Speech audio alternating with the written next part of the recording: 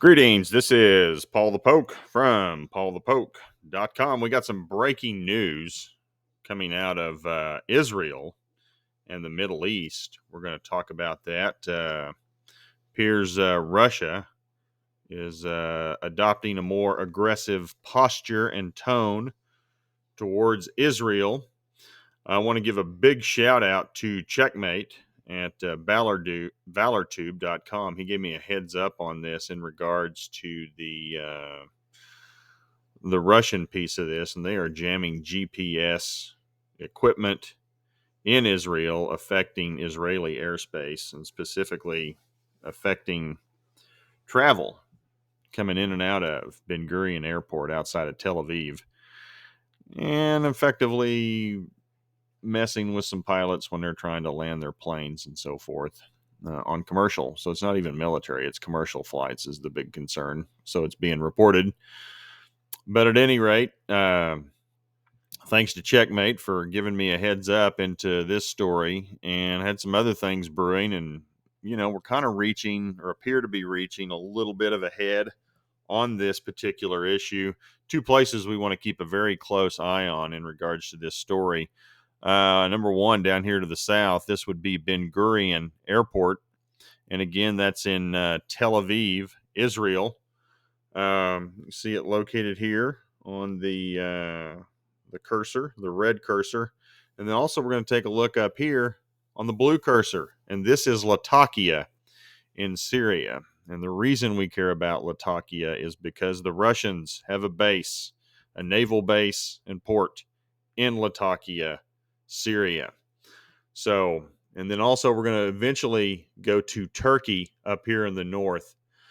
And a lot of this is coming about because, over the last day or two, I think it was probably last night, almost a day now, full day ago, Israeli airstrikes said to hit Hezbollah targets near Damascus. And this is a big deal because this is the first time Israel has responded since Russia is now carrying out joint air defense patrols with the Syrian Air Force. And so a lot of people thought, well, Russia is now joining the Syrian Air Force, therefore Israel will probably back off on their strikes into Syria.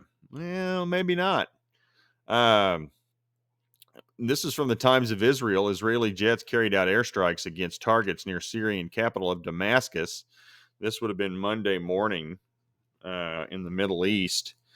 And then also, Hezbollah had some stuff that was hit within the week near Latakia, near the Russian port up here on the blue cursor. And so Israel got some targeted strikes that they hit near the Russian port in Latakia. Russia clearly did not like this. And Russia says, okay, we're going to start carrying out joint military jet patrols with the Syrian Air Force along Syria's borders on the Golan Heights. And so that would be down in here. And here we have the Golan Heights. Whoops, let's get that out of the way. Well, we're looking at this area in here. This is the Golan Heights. And prophetically, this is a big deal because Ezekiel 38 and 39 says this is where Russia and friends from Turkey, Iran, and some other countries, arguably Libya, Sudan, Ethiopia, maybe, possibly, and some others, which leads me to believe, maybe some of the old countries from the Soviet Union may get involved with this, especially up here from the Balkans when you got Georgia, Armenia, Azerbaijan, and some of the stand companies, Turkmenistan, Tajikistan, Kyrgyzstan, Uzbekistan, Kazakhstan, etc. Possibly they have their own little thing going. Belarus is probably going to be involved with this as well. They're pretty pro Russia during all of this.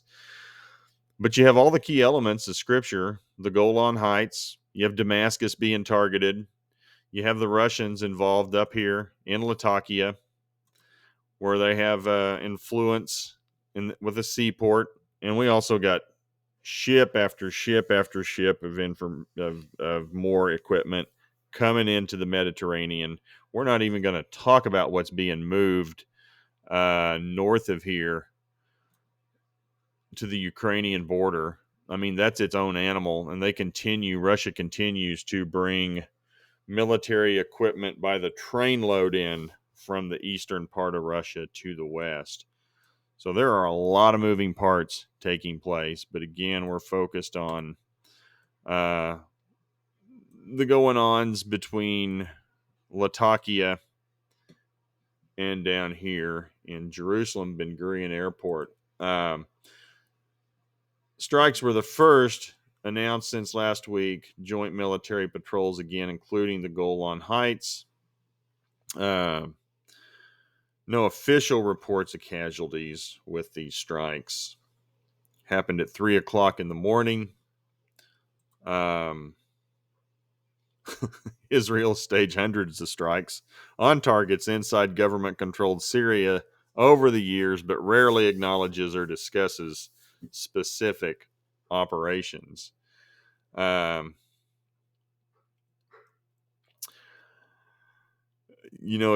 the Golan Heights, and this may be in another, I guess that was last month. Israel reportedly carried out 2 high-profile strikes on the Syrian port of Latakia. And again, Russia joint patrol involved, which leads us to, those things happened last night. Well, here was the response from Russia.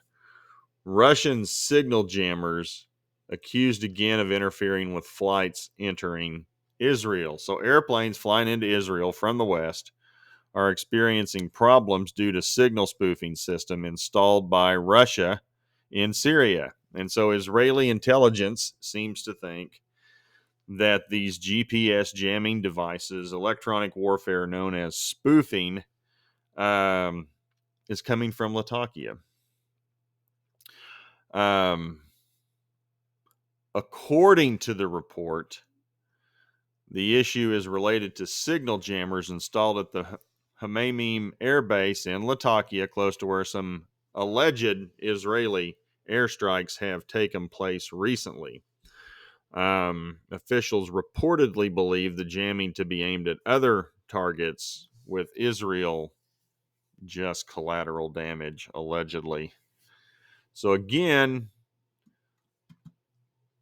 here are your 2 main ports. This is where the Hamamim Air Base is in Latakia.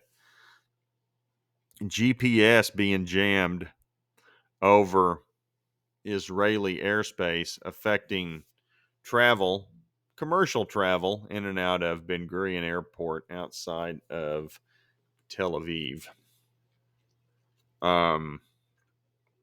Caused pilots to have to react suddenly.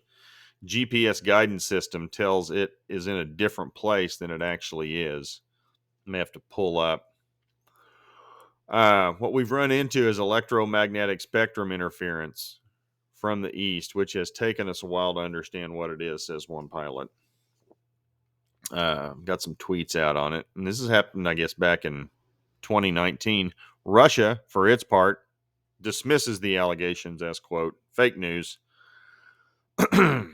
And they say they don't have any idea what's going on. So there you have it.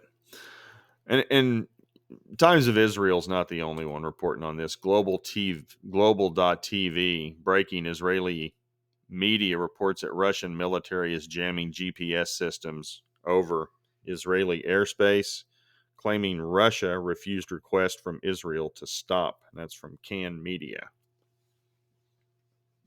So it's not just 1 or 2 places putting this stuff out. So now we got that taking place. We've talked about everything going on with Russia, which is plenty. And then we got this. This is fascinating. So he rolls out, this is a few days ago. This is about 4 days ago. And this is Turkish President Recep Erdogan. Now, he is desperate for dollars or desperate for lira. His currency is in the tank. Their economy is struggling. The cost of basic goods, food, gas, uh, clothing, medicine, just your basic staples, because of a devalued currency, have gone up at least doubled, if not more in some other cases. And this is from Islamic resistance. this is, but what Erdogan's saying is, he's saying what he's saying. Turkish President Erdogan, Turkey will consider transporting Israeli gas to Europe.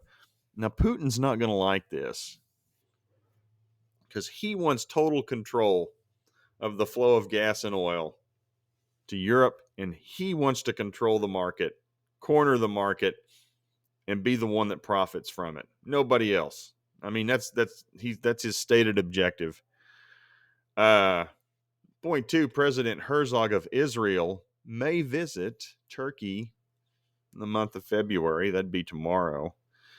And I love this one. Relations with Zionist Premier Minister Bennett are improving. And so we'll hit this real quick. I'm just going to read this. We previously had some progress in transport of Israeli gas to Europe through Turkey. We can still do this. Right now, as you know, he's talking very slowly. We are carrying out talks with President Herzog, and that would be of Israel. Mr. Herzog may visit Turkey as well. So a couple of factors here in Israel. Herzog, in the meantime, Prime Minister Bennett has also adopted a positive attitude. We aim to reach a certain whatever, and that's where it ends up, and it goes again. But now Erdogan wants to move a pile of Israeli gas and get in as a middleman, take a cut of it as it goes to Europe. And this is not going to play well with Putin. So you got that subplot taking place. As some of this other stuff escalates with Israel. And again, it's all about oil and gas. Putin wants to control oil and gas and the flow of it into Europe. And he's got his fingers everywhere in the Middle East with the primary oil and gas players, including Libya, the largest producer in Africa. He's got his fingers. He's going to move into, or it appears he's going to move into Ukraine as well. They have a bunch of oil and gas. They have pipelines carrying this stuff. And my guess is, Putin's got a couple of things. Russia's got a couple of things going potentially on two fronts now with the Ukraine and with Turkey. Erdogan, he's supposed to be cozy with Putin. This is going to be interesting to watch. So keep your eyes on this mess. Russia's trying to exert some will and force. Obviously, they're in Syria. They are now flying with the Syrian airport on the Golan Heights. They are jamming Israeli airspace GPS. Erdogan's now stepping up, seeing he could make a buck or two off this deal because the cost of natural gas and oil are skyrocketing. So he sees money to be made. He's desperate economically. And that's why they all go into Israel. It's for economic reasons. Scripture is very clear. Ezekiel talks about that in chapter 38. For spoil and to take plunder. So just another domino in what Scripture points out is coming. Didn't see this coming. Didn't think. I always thought that Erdogan and Putin would be on the same page, but Erdogan setting himself up to potentially get his nose bloodied by Putin. That's not going to be much of a match. And I do wonder, Ezekiel 38 verse 6 talks about Gog of Magog being the leader of Meshech and Tubal. So eventually, and that's ancient, those ancient names are consistent with Turkey and the lands between the Balkans, or the lands in the Balkans between the two seas. So Makes me wonder if at some point we have a leader in Russia who asserts himself and is the man over what is modern day Turkey, the Balkans, Iran, um, Libya, and the Sudan, possibly Ethiopia and some other countries. We'll see. Keep an eye on this. This is very well worth watching. Appreciate you guys following along today. Take care. Have a good one. Bye.